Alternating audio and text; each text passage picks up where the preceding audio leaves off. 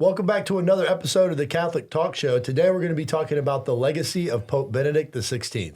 That's right. We're joined by Joseph Pearce, the author of the book Benedict XVI, Defender of the Faith, to talk about the legacy of our dear, beloved Pope Benedict XVI. We've been wanting to do a show on Pope Benedict for a long time because he means a great deal to us around the table, and I know he means a great deal to Mr. Pearce, my former professor from Ave Maria University. So, Mr. Pearce, what a pleasure to have you on the show. It's good to be with you, and it's good to be with you again. Although you didn't have the dog collar in those days.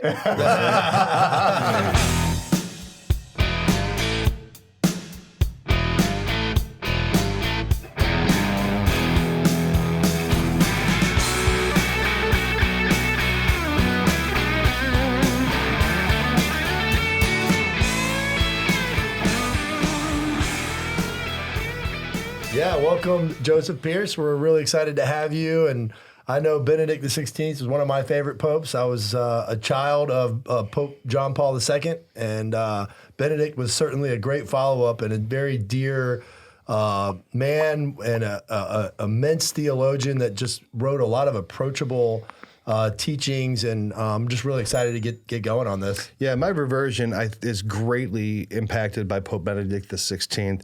I don't even know if it would have happened otherwise. You know, reading his Life of Christ and, you know, as a young father and starting to get back into the faith, that book really solidified the things that were stirring in my heart, moving back towards the faith. So, you know, during his pontificate, I was, you know, prayed for him constantly. And now that, you know, I'd always wanted an opportunity to speak with him. And then after he passed away, it realized me that that opportunity is now, that I can now seek his intercession. Mm-hmm. And it's a wonderful thing to be able to explore the legacy that this intellectual giant and hopefully one day a doctor of the church has left behind. Oh, it's so true. And, you know, recollecting, you know, from my experience, and I'm the pastor of St. John Paul II, so it was an honor, you know, to be a pastor of somebody that was so impactful in my life. But I remember mourning and grieving in April when JP2 passed away, and then being accepted to Ave Maria University and, you know, traveling to Southwest Florida to begin my studies.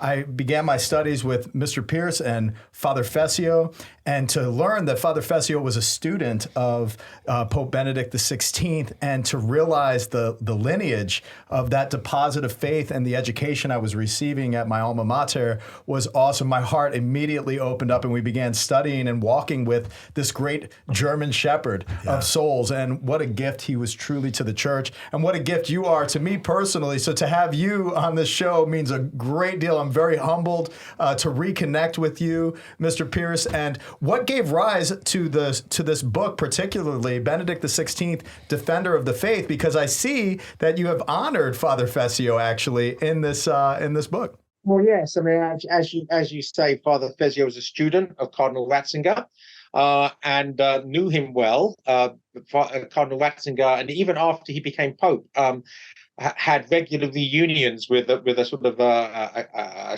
small group of students with whom he felt particularly attached, and Father Fessio was one of those. And Father Fessio is an old friend of mine, and great friend of mine, and also the first person to publish me in the United States. So I'm also personally indebted. So it's inappropriate when I wrote a book on Benedict XVI that I should dedicate it to Benedict's great student and a great friend of mine. Beautiful. Excellent. So tell us a little bit about this book, and then, you know, how this plays into, you know, how we can start to begin to evaluate now the legacy of Pope Benedict XVI, because a lot of popes, you can begin to evaluate their legacy. Usually they say, you know, 25 to 30 years after their pontificate.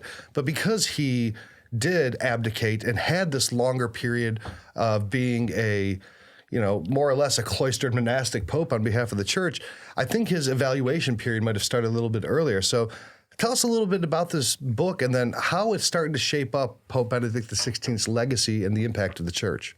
I do think that, generally speaking, you're correct that, you know, that the discernment process for canonization normally requires some sort of time, largely because we are too close to it to be able to see it in its true focus.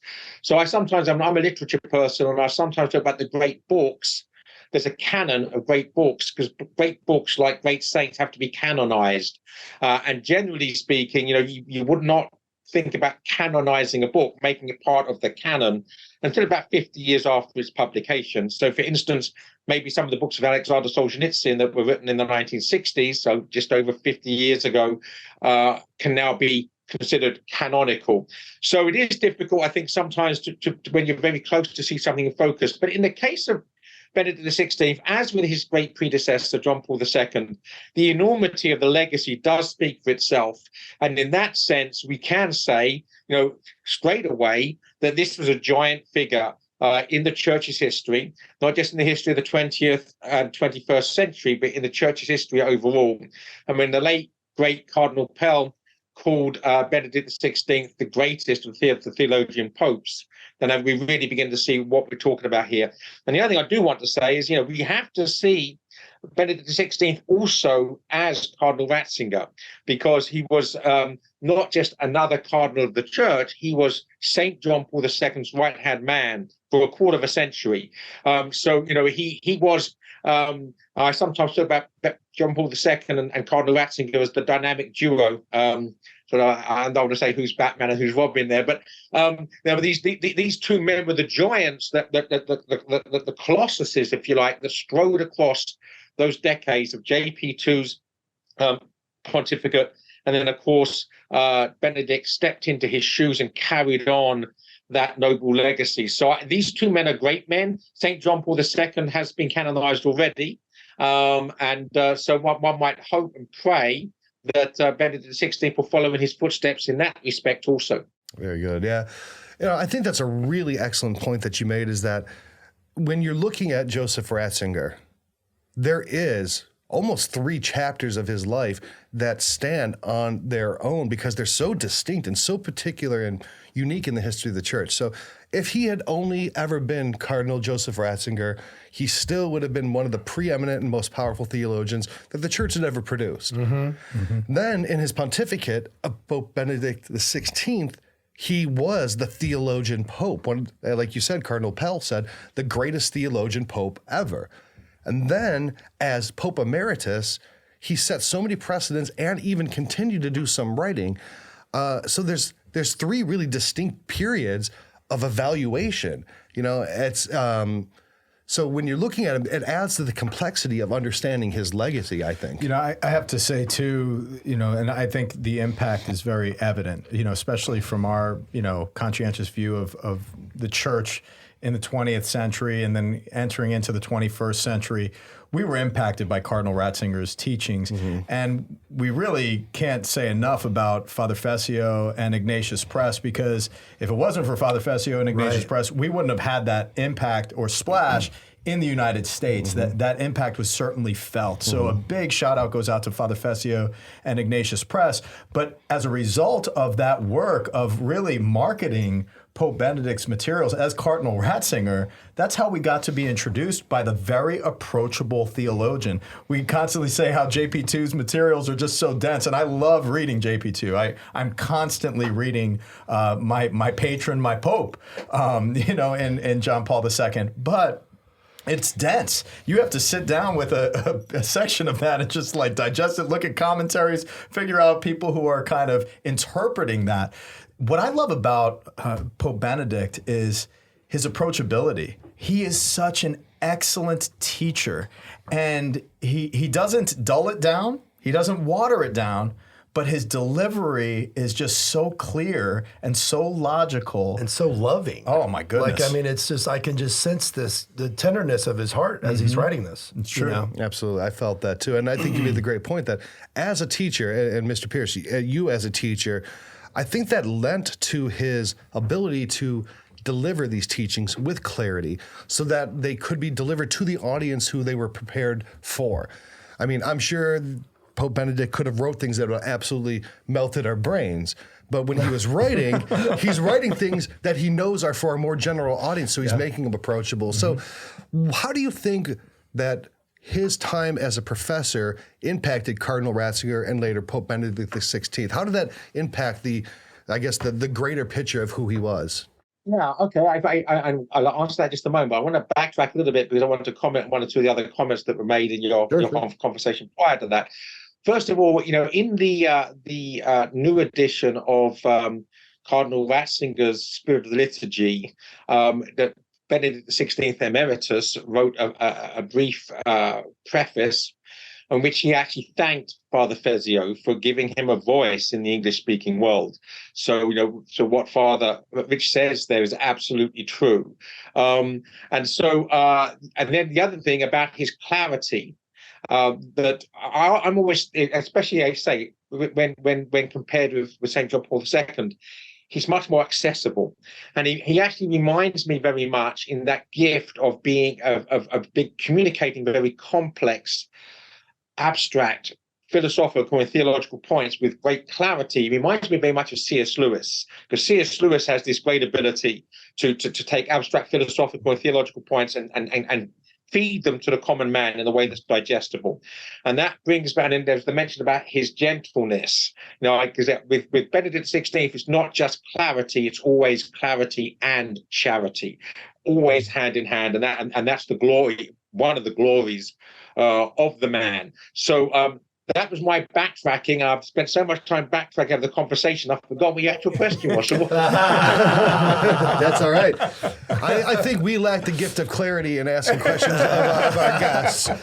It was speaking towards, I guess, his nature as a teacher, how his time as a professor, as a teacher, impacted his time as a cardinal, his role as a priest, and ultimately as the Pope.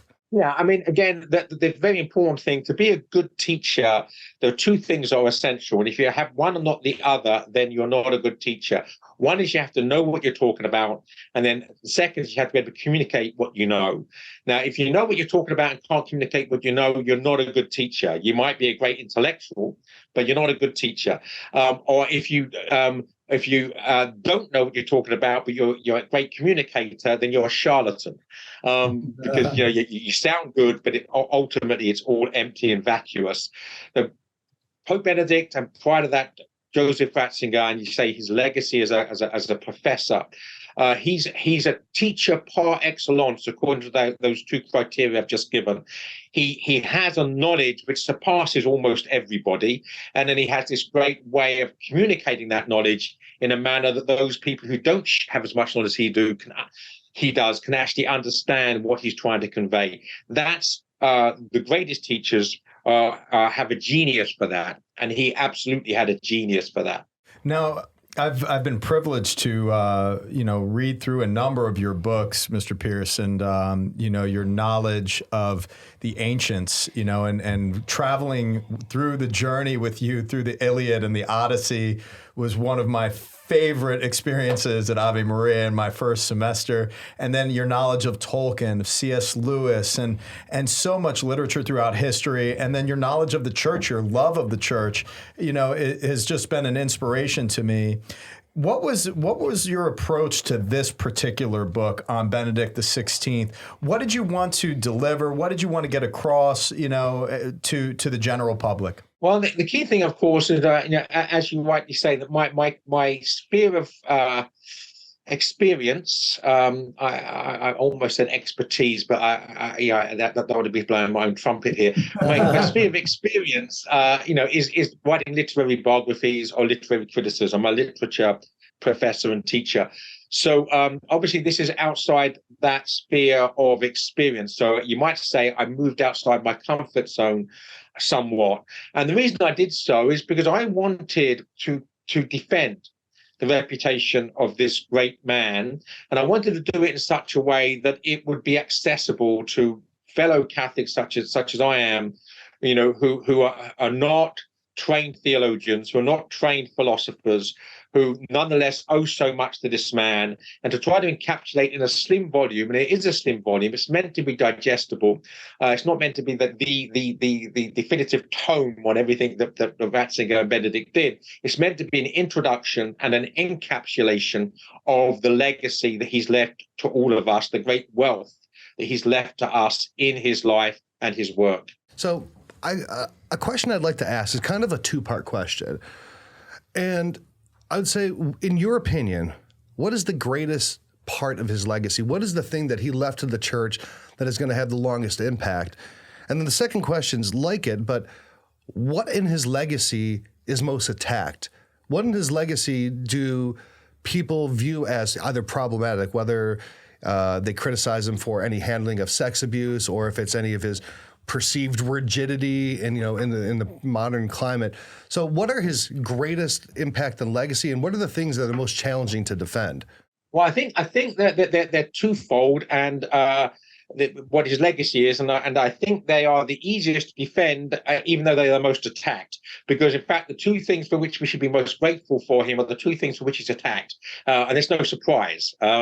So, first of all, is the fact that alongside St. John Paul II, the tide was turned on the madness of modernism, which beset the church in the 60s and 70s, and the election of JP2 in 1978, and then 3 years later, when St. John Paul II announces appoints Ratzinger to basically be his number two, effectively, and to look after the doctrine of the faith. But what we see is a turning of the tide, and I'm reminded of some words from G.K. Chesterton's poem, The Ballad of the White Horse, and it's a point in the battle where the pagan Vikings, the Danes, are invading Catholic England, Anglo-Saxon England, and it looks as if King Alfred's army is going to be overpowered, overrun by these pagans, and that will be the end of Christianity in England. But then there's a turn of the tide, and the line is, "The high tide," King Alfred cried, "the high tide and the turn."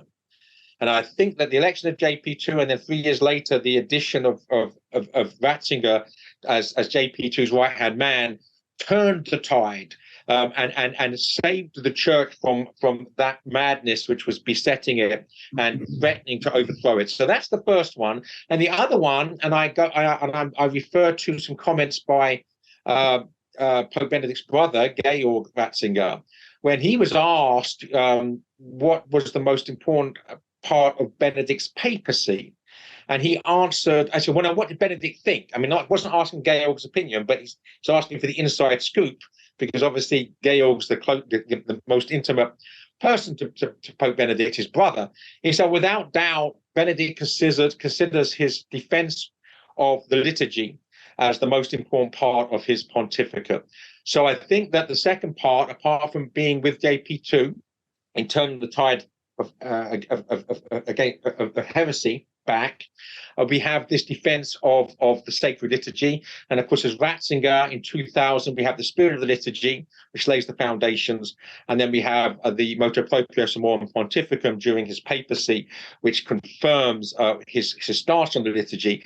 And I think we also need to insist that St. John Paul II was basically endorsing the spirit of the liturgy, because there is no way at all, just as an act of loyalty, that Cardinal Ratzinger would have published anything when his boss and friend is Pope that JP2 did not know about and basically gave him permission to do. So certainly implicitly, if not explicitly, St. John Paul II was in league with Ratzinger, not only in the war on modernism, but the war to preserve and conserve and restore tradition in the liturgy. Very interesting. Excuse me. Would you say that there is some reciprocation there, that all the writings that we experienced from John Paul II would Cardinal Ratzinger at the time have that input with him too as well? Yes, and absolutely. I mean, these two men trusted each other implicitly. They trusted each other implicitly at the time that Ratzinger was appointed. But then they had a quarter of a century of working closely together as allies, as basically brothers in arms, to defend the church against her enemies, but also to build the church, to be good shepherds of the church. And there's no doubt at all for me that we have to see them as being comrades in arms and hand in hand, and we shouldn't, any effort to separate them, I think, is actually a denial of the reality of the situation. You recognize the enemy of the church as modernism, and the other attacks on the church that both John Paul II and Pope Benedict experienced and worked collaboratively on. I'm thinking of, and your reference to the Danes invading England was just a fantastic allusion, especially for people who are out there watching Last Kingdom on Netflix. You know, it's the visuals are very, very clear. Just for the sake of the listeners and those who are viewing on YouTube right now that are most definitely clicking the subscribe button, clicking the little bell, and making sure you're giving us a thumbs up because this content is incredible. Can you expound a little bit more on modernism and what the enemies of the church, for everybody's sake? So basically, the latter part of the answer for the early question was the two things that are most attacked are the two things that are most worth defending. So, and that's because it's the modernists that are opposed to this work that Ratzinger, Pope Benedict did. So modernism, again, I'm going to revert to the words of G.K. Chesterton. He said, "We don't want a church that will move with the world. We want a church that will move the world." So modernism basically it does not trust the Heiligergeist. It follows the Zeitgeist. In other words, it does not follow and trust the Holy Spirit. It follows the spirit of the age. And when you can see it in other churches, other denominations, where every single branch of Christianity that has sought to move with the times has become irrelevant very quickly and has basically ultimately lost its potency and in the end loses its existence. It just peters out. So the church needs to be true to the Heiligergeist, to the Holy Spirit, and to be the church militant. And we need to remember this, right? The largest part of the church, the most glorious part of the church, is the church triumphant. The church has already won. The church is beyond the power of evil. The church that we are hoping to join, right? But this part of the church, the temporal part of the church, the part of the church that moves through time, is the church militant, the church at war. And we are miles Christi, we're soldiers of Christ. And this is a war, and we are an active service. We have a tour of duty, and thankfully, 70 years and 10 or thereabouts, we get off. And if we've been good soldiers for Christ, we join the church triumphant. That's what it's about. It's not about being trapped in time. It's about bringing eternity to time. And we do that through being obedient to the church and by growing in holiness and ultimately understanding that sanity and sanctity are the same thing. Yeah, it's like the spirit of the age that never lasts. It just changes, right? Because it's man becoming God and fads enter in and they always die. Yeah, I've heard the saying, the bride of one age is the widow of the next. Right. Yeah. And it's kind of interesting to contemplate because you know, it just keeps changing. Like it moves into different areas. And where is its true identity? It's just like a costume party, right? You know, and it's tragic because it's almost satire. The heartbreak of it is, you know, but the beauty of what the church is and what Mr. Pearce is expressing is our identity has been given. You know, right. We have a very clear identity before God, and we have a clear mission. And the fact that we have that identity, rooting ourselves in that, in the practice and in the warfare of what we are called to in the battle, is everything. If you know who you are before God, like you aren't going to change with the fads and the times and all of these things. I love that you've already touched on really, you know, your second chapter already with Heiligergeist and Zeitgeist and the apology, you know, in respect to defending, you know, and protecting the legacy and the ambassadorship of what Pope Benedict XVI has done and has left the church as a legate of faith. When we look kind of on a trajectory level of what the applications of Benedict XVI's contribution to the church has been and where that goes from here, I'm just curious to see, you know, if you were to be a prophet of our time, Mr. Pearce, and just give us a sense of where do you see these thoughts kind of permeating the minds of this next generation and what's the impact to come? Well, obviously it's dangerous to play the prophet, but the only safe way of playing the prophet is to rely upon the past. So, you know, I've written a book that's not that's finished. It's going to be published printed later this year by Ignatius Press, which I've called The Good, the Bad, and the Beautiful, a history of Christendom in 3 dimensions. Because in every century, there's a battle going on, first between good and evil, but also the beauty, as Pope Benedict said, ultimately the only defense for the church are the great saints that she's inspired and the great beauty that she's inspired, the great works of art. So this is the glory of the church passing down through the centuries, the saints and the beautiful works of art, architecture, music, the visual arts, literature. So the good, the bad, and the beautiful. And so when you see history in that way, you look at every century and you see a pattern. There's actually a tapestry, and that plays out in every century. And you see that it's not a question of an ascent, from a barbaric dark age to a glorious age in the future where science destroys superstition, religion, and ushers in a golden age of peace and prosperity. That's not what you see in history. On the contrary, the 20th century, because of technology, was the bloodiest in human history. And nor do you see a descent, right? Where basically everything was this golden age in the past and everything that's going to get worse and worse in the future. One of the golden rules is that there was not a golden age. Even in the 13th century, for instance, the sort of high Middle Ages, you had the Pope and an anti-Pope, and at one point there were three people claiming to be Pope at the same time. Even as the Gothic cathedrals are being built. So, in any particular decade or century, you will see this struggle going on. So there's no difference at all between our own time in that sense than times in the past. So what we do know is who are the popes that are revered, are those who have stood firm against the city of man. Because, again, this idea of the good and the bad goes right back to St. Augustine, but it goes right back to Jesus Christ. Yes. And he says, I come to bring a sword, and if they persecuted me, they will persecute you. Well, those popes that have stood up for the city of God against the power of the city of man are the ones who become saints and the ones who are heroes of the church. And in that sense, we can safely say that Benedict XVI is one of those great holy popes, and obviously I hope and pray that he will be canonized, and I'm already praying to him. So now, before we continue, I just wanted to make sure that everyone knew that they can go to jpierce.co, and there's going to be a link below, and they can find this book. Or if you want to, you can go to catholictalkshow.com/Benedict, and Tan Books has given us a discount code for our listeners. So if you use the code TALK, you can save 15% on this.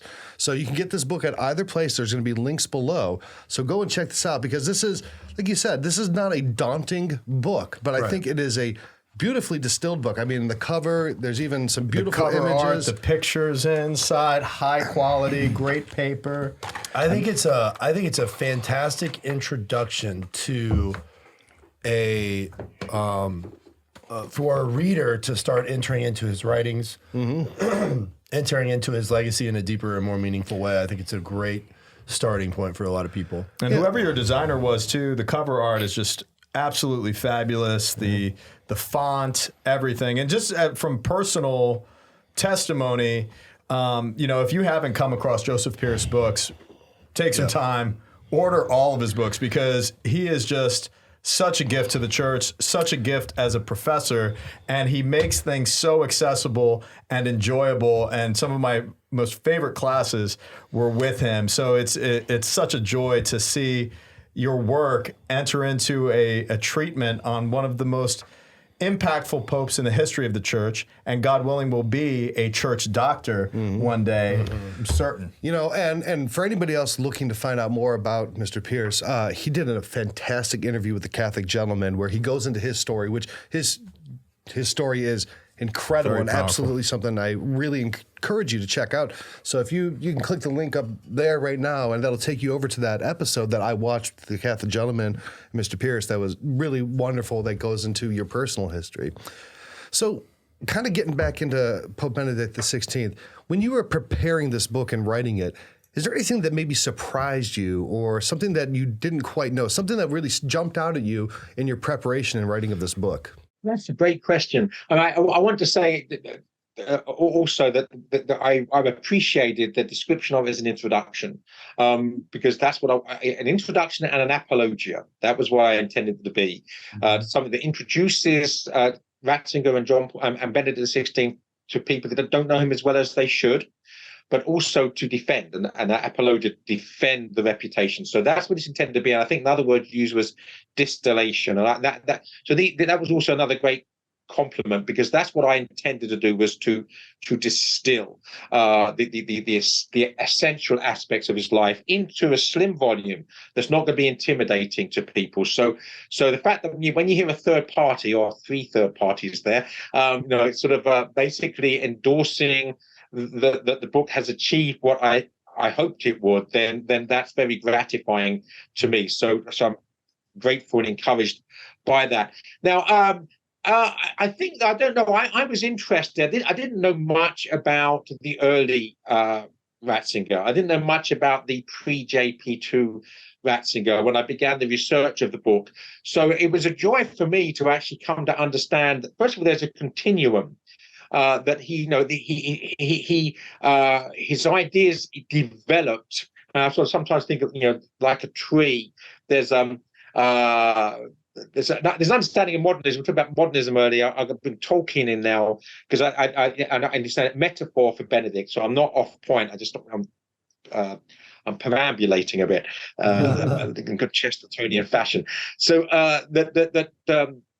Tolkien said about the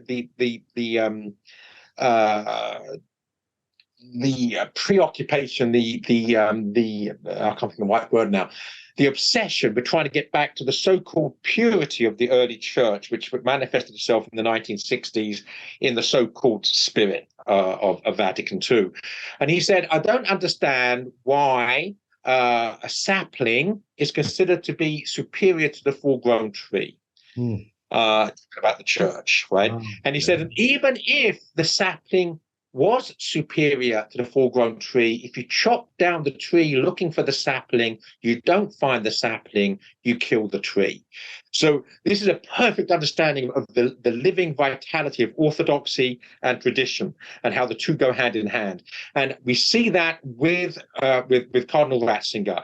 Now, as a young man, obviously, if you have all these new ideas coming in at the time in the 50s and 60s, and you see him manfully sort of grappling and with these new ideas, but always, if you actually take the whole thing back, he collaborated under obedience with problematic theologians such as Colrana, but never endorsing any aspects of Rana's teaching that was contrary to the authentic Orthodox teaching of the church. So what I found was that the more you understand the earlier Ratzinger, you see a continuum like this growing of a tree with the full-grown Benedict XVI that we see as Pope. Yeah, and I can remember pictures of him.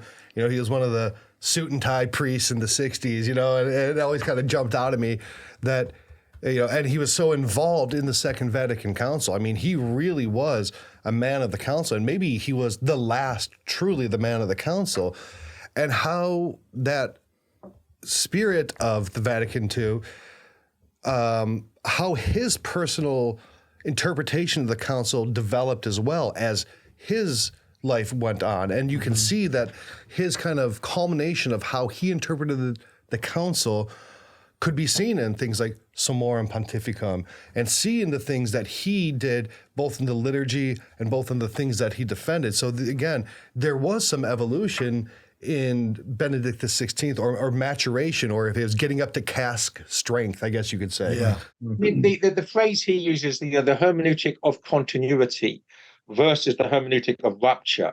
And again, we go back to this metaphor of the tree, all right? That whatever development of doctrine there is has to be in accordance with the essence, the actual essential aspect of what the church is as the mystical body of Jesus Christ. Clearly, the church can't contradict what it's always taught. So a hermeneutic of rupture is always going to be heretical.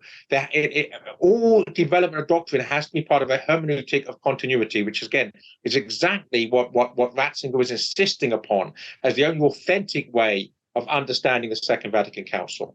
I'm curious, what did you learn of Benedict XVI's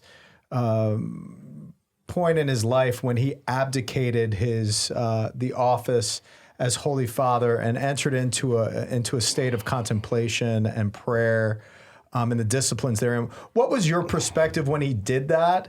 What did your research bring back? And I'd love to learn a little bit more from your perspective on that season of his life. Yes, well, first of all, on a personal level, of course, I think this is shared by all admirers of Benedict XVI, was deep disappointment.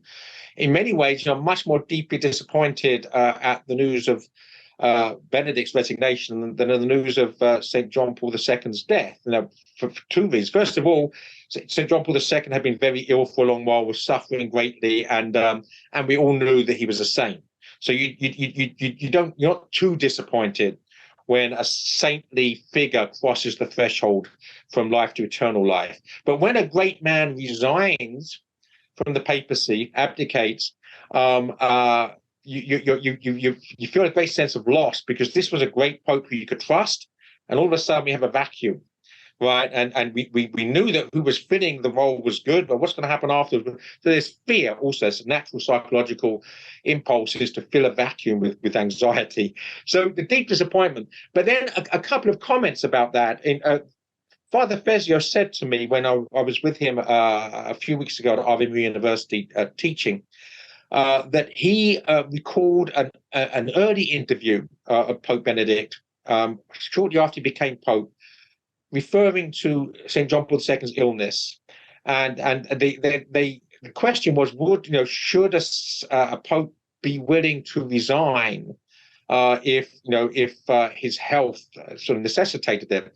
And this is very early in Benedict's papers. He said, absolutely. If a Pope felt he was no longer able to do the job, he should feel free to abdicate the position. So and Father Fezio said that when he heard that, he knew then that at some point, and unless Pope Benedict died suddenly or young and got really bad health quickly, that at some point he probably would retire. So that helps to put things into perspective. And as regards to various attitudes to it, if I may, Pope Benedict made two distinct, I talk about this in the book, two distinct pilgrimages to the shrine of St. Celestine V, who was the previous Pope of 700 or so years earlier, who had actually resigned. So clearly, Pope Benedict's having, shall we say, a conversation with this saint who had already done what he was clearly at this point contemplating. And what I find ironically amusing is that Celestine V is the only saint that Dante places in hell in his Divine Comedy, because Dante was deeply disappointed when Celestine V resigned the papacy, because it meant that the person who succeeded him was someone that Dante didn't like, who was an enemy of Dante politically. There was a lot of politics at the time. So he puts Celestine V in hell for the great refusal. Whereas in actual fact, and again, this is the whole point, is that Celestine V was a great saint, but a bad pope. And his resignation was probably good for the church. The difference, and I'll talk about this in the book as well, is that Benedict XVI was a great saint and a great pope. I think that he did feel, and it's something that JP2 said once, said, well, can't you use your authority? And St. John Paul II smiled and said, my authority ends when you leave this room. In other words, that there's a lot of corruption in the Curia, and I think that Ratzinger saw that as St. John Paul II became weaker and weaker, there was little that he could do against the corruption in the Curia. And I think Benedict reached the same stage. At some point, I'm old. There's not anything I can do about this. Perhaps we need someone to step in who's younger, more vigorous, who's going to take on the corruption in the inner circles of the church. And that's my personal reading of it, along with what you say, Father. I think he had a desire. He didn't want the papacy. I think he was looking forward to a few years of relatively serene retirement after St. John Paul II's death and a new pope. He didn't want the position. He did what he felt he needed to do. His legacy, okay, well, I am Pope now. Clearly, I'm called to be Pope. The Holy Spirit has put me in this position. I'm going to do what I think needs to be done.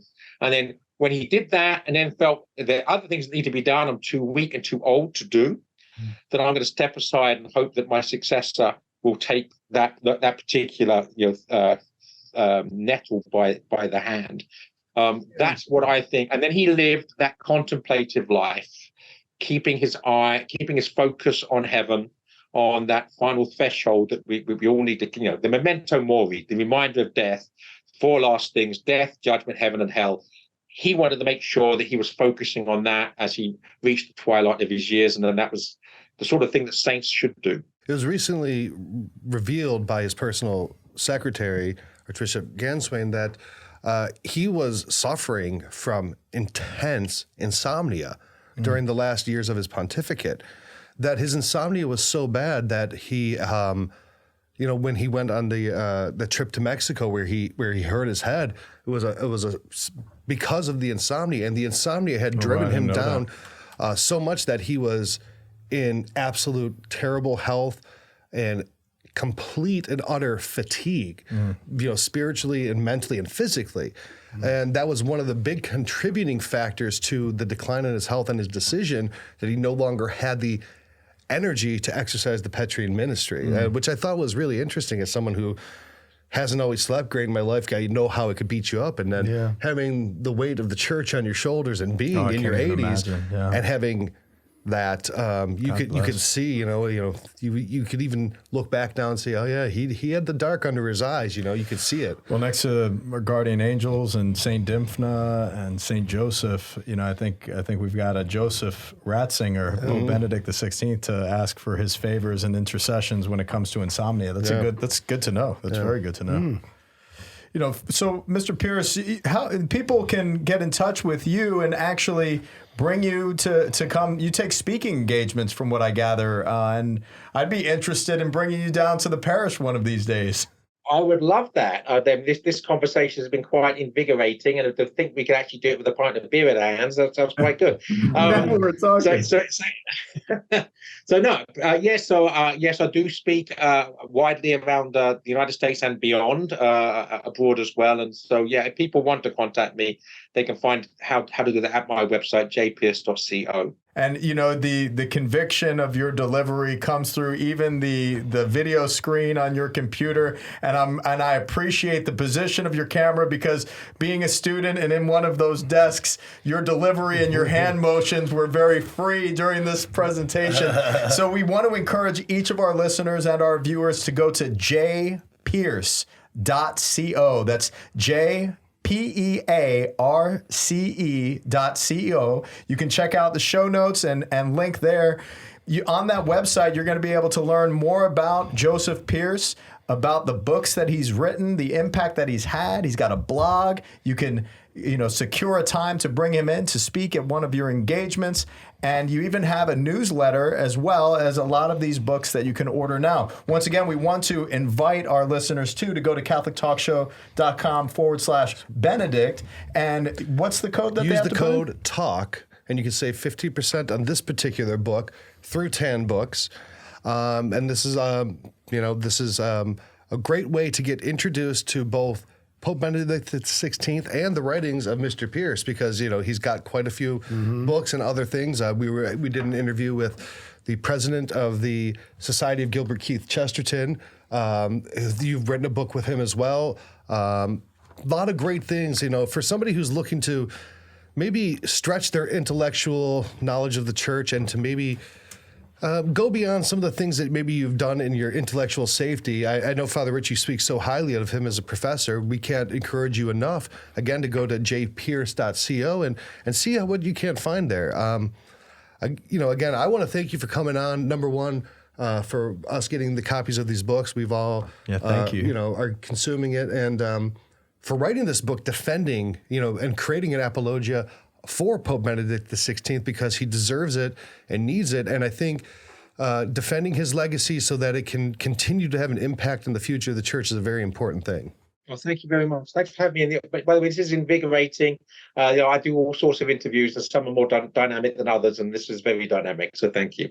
Outstanding. Well, let's leave you all with a quote from Pope Benedict XVI. We don't have the answers, but we know that Jesus suffered just like you, because he too was innocent. The true God who comes to life in Jesus is with us. Even in sadness, when we don't have all the answers, God is on our side, and that will help us. We hope that this show is a help to you, and we hope that as we continue to share our faith and practice our faith, we continue to learn more and more as we interact with wonderful people just like Joseph Pearce and each of you. To our patrons, thank you for supporting the show. Without your financial contributions, we would not be able to do this. So if you're considering becoming a supporter of the show, go to www.catholictalkshow.com/Patreon, and you'll see all the tiers to support us. And we've got some really cool content to share your way, some coffee mugs, some hoodies, and some great items from Everything Catholic coming your way to say thank you. God bless you, and we'll see you next week.